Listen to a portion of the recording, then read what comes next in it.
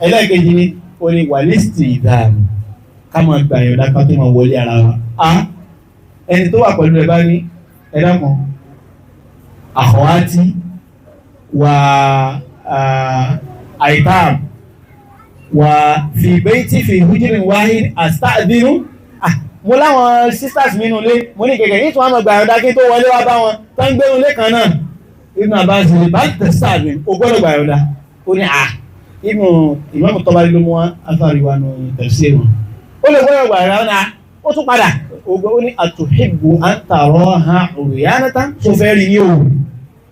Kọ́ra láà ó ní ara ó ní ìdá tẹ̀síàdì ó tún padà wáyé gbé àjọ ń gbé ilé kan náà ni ó ní bá tẹ̀síàdì ó gbà yọ̀ǹda náà ni.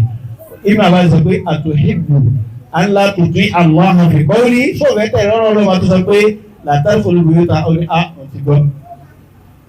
Sáìbù ní ìdúgbò ìwà lọ́ba lẹ́yìn ìwé kí ló tó ń dá Ibn Abbas lẹ́nu ó ní àwọn fẹ́ kó tiẹ̀ reduce ìdájọ́ yìí níbi àwọn tá a tún jọ ń pé ní wọlé Ọlọ́run láwọn ọmọ wa ìlà bàlágò lẹ́hìn tó bá ti lè bàlágà àwọn náà ti ń lálàá wọn gbọ́dọ̀ wọnú lé wa máa fi fún gbàyàn náà ní tàlàfọ̀ àwọn ní àwọn àsìkò mẹ́ta kan tá a máa bọ́ sọ́ọ́lẹ̀ ní ìdájí nígbà tá a bá fẹ́ jí ní ìrọ̀lẹ́ nígbà tá a ti dé tán àwa náà ti mọ bí a ti mọ wà gbà wọn.